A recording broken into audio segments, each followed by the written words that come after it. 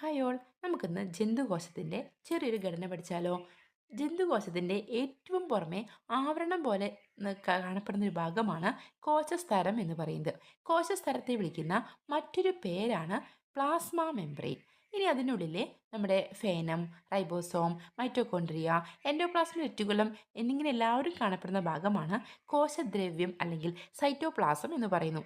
ആ ഒരു മെട്രിക്സിൽ എല്ലാ സെൽ ഓർഗനൽസും ഇങ്ങനെ കിടക്കുകയായിരിക്കും. ഇനി കോശത്തിൻ്റെ മർമ്മപ്രധാനമായ കേന്ദ്രമാണ് ന്യൂക്ലിയസ് എന്ന് പറയുന്നത്. എന്നാൽ കോശത്തിൻ്റെ സംവഹന പാതയായിട്ട് കരുതപ്പെടുന്ന ഒന്നാണ് എൻഡോപ്ലാസ്മിക് റെറ്റിക്കുലം. അതുപോലെ കോശത്തിലേക്ക് വേണ്ട ഊർജം ഉൽപ്പാദിപ്പിക്കുന്നതാണ് മൈറ്റോകോൺട്രിയോ. അതുപോലെ തന്നെ കോശത്തിൻ്റെ പ്രോട്ടീൻ സിന്തസിന് സഹായിക്കുന്ന ഒന്നാണ് റൈബോസോം. പിന്നെ മർമ്മപ്രധാനമായ ന്യൂക്ലിയസും ഉണ്ട്.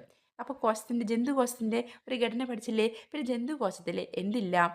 ഏറ്റവും പുറമെ കാണപ്പെടുന്ന കോശഭിത്തിയില്ല. സസ്യകോശത്തിൽ കോശഭിത്തിയുണ്ട്, ജന്തുകോശത്തിൽ കോശഭിത്തി കാണാൻ പറ്റില്ല. ഫേനം വളരെ ചെറുതുമായിരിക്കും. ഓക്കെ അല്ലേ?